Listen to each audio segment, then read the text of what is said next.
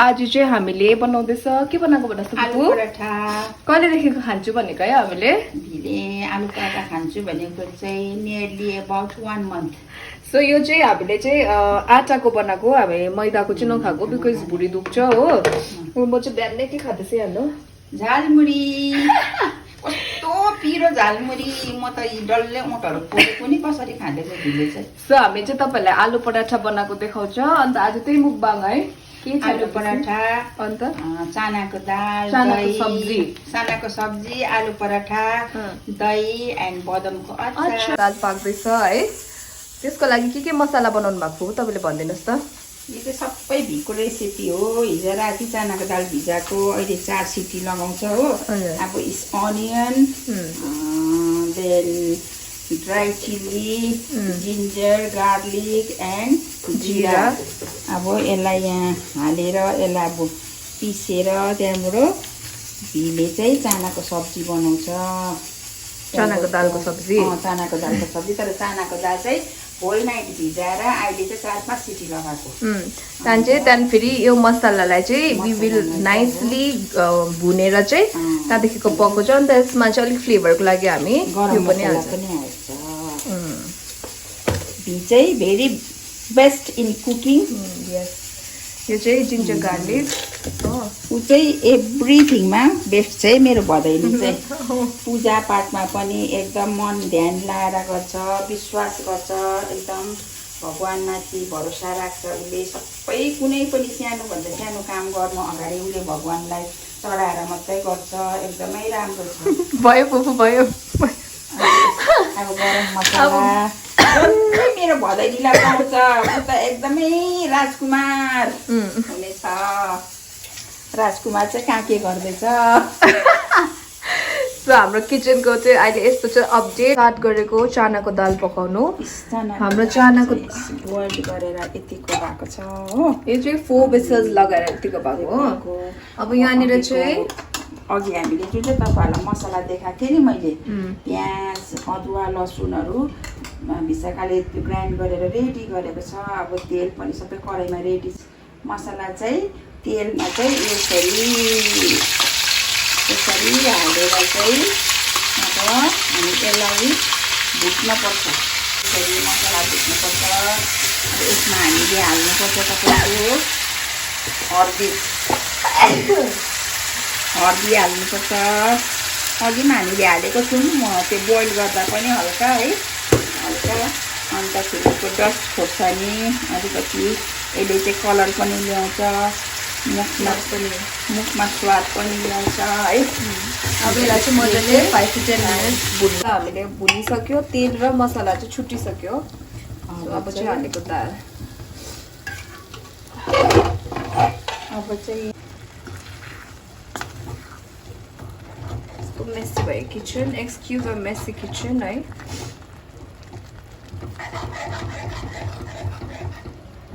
भावना र प्रतिभा फुपूले चाहिँ बनाउँदैछ आलु पराठा। भावनाले चाहिँ बेल्दैछ अन्त फुपूले चाहिँ तल्दैछ होइन सेक्दैछ होइन।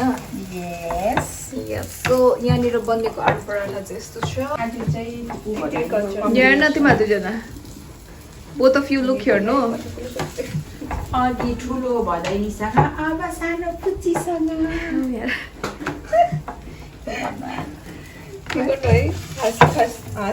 भाउनाले चाहिँ गोलो गोलो बेल्दो रहेछ है। मैले चाहिँ यतिमा गोलो बेल्दिनँ। जाना कहाँ हँसना है वही तो हंसना ही पड़ेगा जिंदगी का कुछ वो नहीं गारंटी ना। म त्यो चाक्छु ल सानो भदैनीको चाहिँ कस्तो छ नाकहरू चाहिँ झन्डै झन्डै एउटै खाने मुख पनि एउटै 24 घन्टा चपाइ नाप्नु त ए फुपू बेसी एक्साइटेड भएर झारे झर्नु चाहिँ पर्दैन। यो चाहिँ हाम्रो चनाको दाल यो खाने दही खाने अन्तखेरि बदाम के अचार कसले बनायो भन्नु भवना मेड बाई भवना। अब हाम्रो चाहिँ यो ब्रेकफास्ट भने पनि हुन्छ लन्च भने पनि हुन्छ रेडी भयो। दिस इज चनाको दालको सब्जी एन्ड कर्ड टेम्टी and then This is badamko achar, paratha, lassi, aloo fruits. paratha, lassi, and we have fruits. In fruits, we have green apple, regular apple. That's it. Lu fupu taste गरेर भन्नु कस्तो भयो? Lu fupu, tasting. Tasting गर्दैछ. Tasting first. Wow, yummy. कस्तो भएछ? दामी. ढाबालाई जिताइदिनु भएछ. यो खानु तपाईलाई चनाको दाल.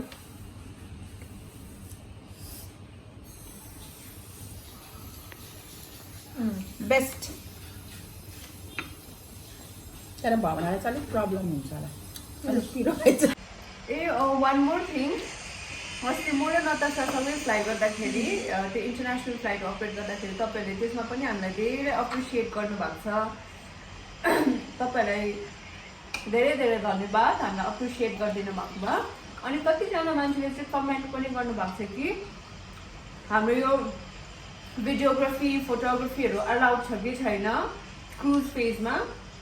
Allowed छ, but then you have to use your phone in flight mode. Anyways, after take off the flight, चल्ने पनि हैन, नेटवर्क आउने पनि हैन. And then one more thing, अब people crew like फ्लाइटमा चाहिँ हामीले चाहिँ फोटो किन खिचेको अन्त तपाईँहरूलाई चाहिँ किन खिच्नु भनेको भन्दा चाहिँ we know which areas where we can click and which areas we do not click. So passengers photo खिच्दै आउँदाखेरि चाहिँ sometimes they might click the door or they might click the cockpit by mistake. त्यो भएर चाहिँ we stop them. अन्त जहिले हामीले पनि फ्लाइटमा भिडियो गरेको छ भने फोटो गरेको भने we avoid such area. So त्यो चाहिँ तपाईँलाई थाहा हुँदैन. त्यो भनिरहनु भन्दा चाहिँ for that reason we you know don't allow passengers to click pictures. अन्त आज एउटा कुरा कतिवटा एयरपोर्टहरू चाहिँ इट इज डिफेन्स एयरपोर्ट जस्तै आर्मी एयरपोर्ट वेयरइन त्यो एरोड्रम स्पेसको फोटोग्राफी चाहिँ अलाउडै हुँदैन. सो त्यो सेक्टर्सहरू हामी फ्लाइ गर्दा हामी पनि कहिले पनि क्लिक गर्दैन. So it's for that reason है to avoid all those things चाहिँ हामी चाहिँ प्यासेन्जरलाई भन्छ please don't click picture. Those एयरपोर्टमा चाहिँ photography is completely prohibited. Even हाम्रो बागडोग्रा पनि इट कम्स अन्डर त्यसै भन्छ डिफेन्स एयरपोर्ट. सो तपाईँहरूले यस्तो नसोच्नुहोस् कि प्यासेन्जरहरूलाई चाहिँ क्रुले भन्छ फोटो मत खिचे अन्त आफू चाहिँ खिच्छ भने होइन. आफ्नो सेल्फी त जति लिनुहुन्छ लिनुहोस् न फ्लाइटमा, के पनि भन्दैन कसैले. तर you are not allowed to make video of cabin crew when they are doing safety demonstration. Because हेर्नुहोस् है अब म तपाईँलाई चिन्दिनँ अरे, तपाईँले मलाई चिन्छ, तपाईँले मलाई चिन्दैन अरे. फर्स्ट टाइम हामी भेटेको अरे. म मेरो डेमो गर्दैछु तपाईँले मलाई यसरी खिच्यो भने without my permission I will not like it. No even you will not like it मैले तपाईँको त्यसरी खिच्यो भने. So for that reason we don't allow. अब I don't know you, you don't know me, why will I like to be captured in your phone होइन. त्यो भएर चाहिँ for that reason we don't allow passengers to click. अब कतिजना क्रुहरूलाई they are comfortable with other passengers clicking the picture, त्यसमा चाहिँ उनीहरूले अलाउ गर्छ. तर if you are not comfortable you can always stop the customers भनेर चाहिँ it is bad. So for that reason we don't let if you are not comfortable for that reason चाहिँ हामी चाहिँ प्यासेन्जर्सहरूलाई चाहिँ फोटो नखिच्नु भन्छ. It's not like you are not allowed to use your phones and you have to put it in flight mode or switch off mode. तर after door close त्यो take अफको टाइममा चाहिँ टेक अफ र ल्यान्डिङको टाइममा चाहिँ you have to put your phone in flight mode or switch off mode. त्यो त अनाउन्समेन्ट पनि गरिदिन्छ. त्यो चाहिँ बिकज एयरक्राफ्टको कम्युनिकेसन हुन्छ नि त एटिसीसँग होइन. अब like it is going in this speed 80 किलोमिटर्सको बादमा I am taking off after this meters एयरक्राफ्टको स्पिड यति हुँदैछ भने चाहिँ every time they continuously having a communication with the ATC. अन्त त्यति बेला चाहिँ इन केस तपाईँको फोन पनि अन छ भने चाहिँ it disturbs the communication system. क्या त्यो सिग्नलले काटेर चाहिँ कम्युनिकेसन. अब त त्यस्तो अब त्यो डिभाइसहरू त राम्रो हुन्छ लाइक इट्स भेरी गुड. तर इलेक्ट्रोम्याग्नेटिक वेभ्सले चाहिँ त्यो सिग्नल्सहरूलाई चाहिँ डिस्टर्ब गर्छ भने चाहिँ for that reason just a precaution we ask every passenger to put the phones in flight mode र स्विच अफ मोड. लजिक चाहिँ हो यसको चाहिँ.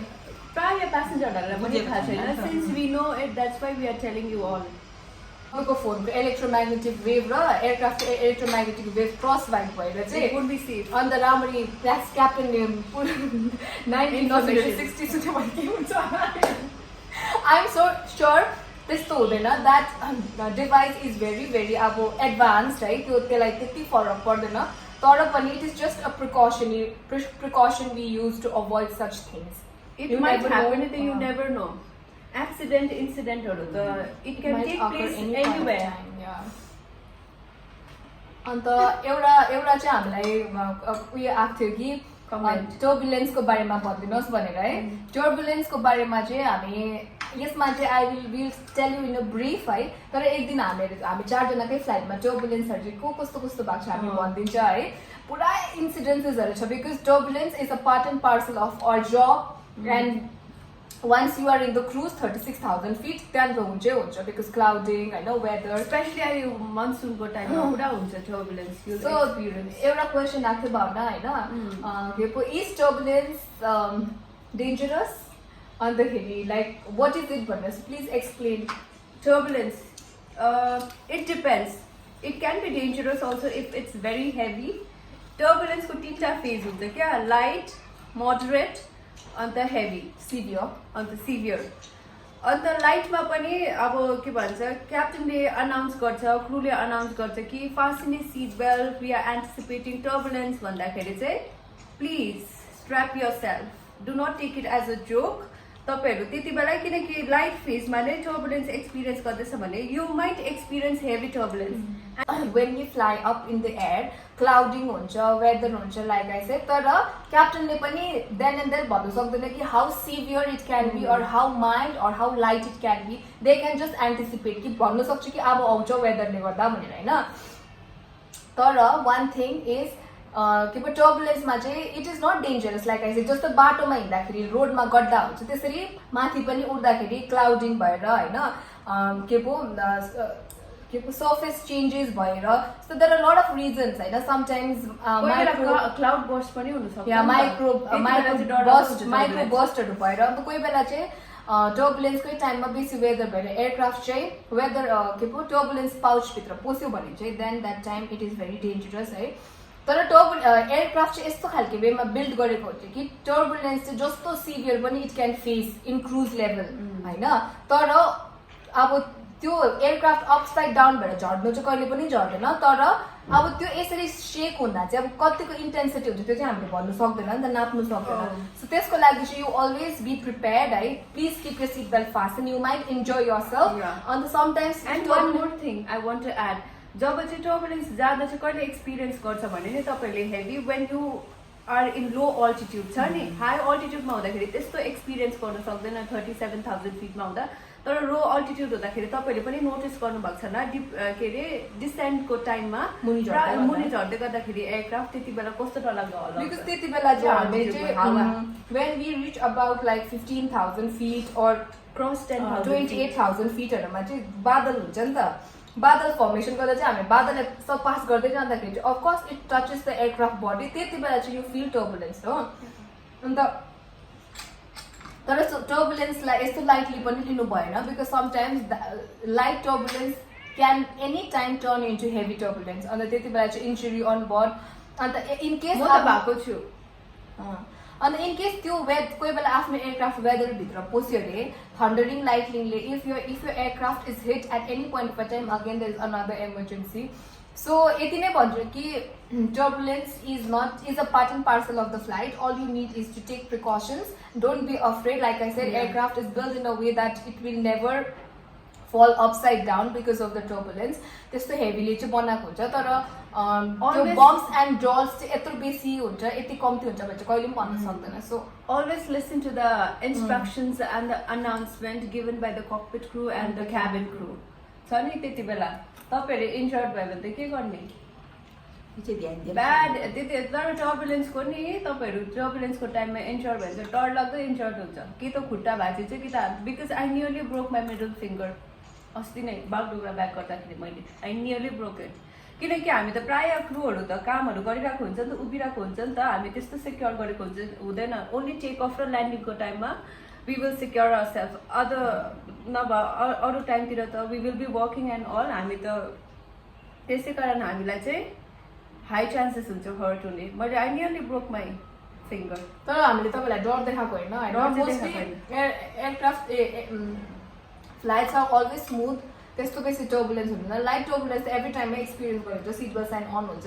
सो बी केयरफुल बिकज अब ल्यान्डमा ड्राइभ गरेको जस्तो होइन नि त फ्लाइटमा त it is different you are flying out of gravitation so take care though फ्लाइटमा एक्सिडेन्टहरू भएकोहरू रेयरली सुन्छ तर भयो भने चाहिँ डरलाग्दो हुन्छ क्या अहिले एभिएसन हिस्ट्रीभरिमा अहिलेसम्ममा टिल डेट के भन्छ हडसन रिभरको मात्रै 100% सर्भाइभल भएको इभ्याकुएसन भएर पनि नभए वेरिन अरू इन्सिडेन्टहरू के अरे एयर इन्सिडेन्टहरू भएको सुन्नु भएको छ भने 100% सर्भाइभल हुँदै हुँदैन किनभने हाम्रो एभिएसन इन्डस्ट्रीमा चाहिँ इमर्जेन्सी इज अ मेडे होइन इमर्जेन्सीलाई चाहिँ हामी कोड 1 मा चाहिँ we call it as a mayday अन्त इफ यो aircraft by in emergency other तपाईँ डिचिङ गरेको अरे समुद्रभित्र पसेको अरे किनभने चाहिँ एयरक्राफ्टमा चाहिँ आगो लाग्यो भने चाहिँ बाँच्नेको चान्स चाहिँ छैन दूर भएर आउँछ 90% मा चाहिँ 90 मिनट्स 90 सेकेन्डमा चाहिँ we have to evacuate the passenger at least 50% 80% भए पनि त्यो क्याप्टनको नाम त के पो captain Sully movie I am sure you all have watched है त्यो मुभीमा चाहिँ इभन सेकेन्ड टाइममा गएर त्यो क्याप्टनलाई चाहिँ के पो स्टिमुलेटरमा गएर त्यसरी ल्यान्ड कसरी गरेस् भन्दा he could not explain so it was pure luck and maybe अब स्किल पनि हो because it was a very experience pilot है अन्त त्यो चाहिँ हो so it is not easy it is difficult है मान्छेले भन्दाखेरि भन्छ होला कि ए क्रू हो नक्कल पार्नु मात्रै हो काम केही छैन त्यहाँ गएर सर्भ गरेर टी र कफी स्यान्डविच दिनु मात्रै हो प्यासेन्जरलाई अन्तखेरि के पो प्यासेन्जरको ट्रास उठाउनु मात्रै हो भनेर तपाईँले सोच्नुहुन्छ होला बट देन त्यस्तो चाहिँ डोन्ट अन्डर एस्टिमेट एनी जब है आवर जब अफ देयर अब त सबै जबको आफ्नो आफ्नो एउटा रेस्पोन्सिबिलिटिज हुन्छ अन्त एउटा डिफिकल्ट टाइम्स हुन्छ सो हाम्रो चाहिँ risk is high so for that reason we are paid better right na because you never know every takeoff and every landing is very crucial for us je pani huna sakcha we never know aba hami aile flight ma gayo ne we don't know we will come back or not so it's like that tara yesto pani haina ki abo उहिलेको 90s को जमानामा चाहिँ flights are not that advanced the machines have become very advanced हैन the pilots are given the best and the best of the training to fly this aircraft that's the reason incidents and accidents are very very less in aviation industry so if you all are pursuing for this career and be fit be mentally and physically fit because your medicals and everything is done many girls have DM'd me regarding के courses गर्नु पर्छ अहिले त्यसको reply गर्न पाएको छैन because to medical examination we cannot judge whether they take it or not all we know is that you should have a very good teeth and medically you have to fit and you just need to be +2 त्यो arts science केही पनि छैन +2 हुनुपर्छ then that is your criteria that is it physical fit हुनु पर्यो medicals हुन्छ नि त सबै हाइट भन्दैछ 157 वेट अकर्डिङ टु त्यो BMI भन्छ बडी इन्डेक्समा इट्स सबैको एउटै हुँदैन एउटा जस्तै मेरो एजको लागि अर्कै हुन्छ मेरो हाइट र मेरो एजको लागि हाइट हेरेर आफ्नो वेट पनि त्यतिकै मेन्टेन गरेर राखेको हुनु पर्यो अनि तपाईहरुले नि हामीलाई त्यो ट्राभल गाइडलाइन्सको बारेमा पुरा सोध्नुहुन्छ है कि यो कन्ट्रीमा गयो भने के छ प्रोसिजर यो कन्ट्रीमा गयो भने के छ प्रोसिजर हामीलाई we would not know because हाम्रो डिफ्रेन्ट डिपार्टमेन्ट हुन्छ कि हामी फ्लाइङ क्रू भन्दामा it's not like you know we will know each and everything about flying if you ask about flight like in फ्लाइटमा के हुन्छ कसो हुन्छ भन्यो भने चाहिँ we will be able to tell you but then related to tickets, related to visa and all, I'm sorry we would not be able to tell you because we don't know what is it. So त्यसमा चाहिँ तपाईहरुले Google गरेर check गर्नुहोस् अहिले त everything is Google breakfast गरेको सबैजना तपाईहरु पनि एन्जॉय गर्नुहोस् फर्स्ट बाइट लिन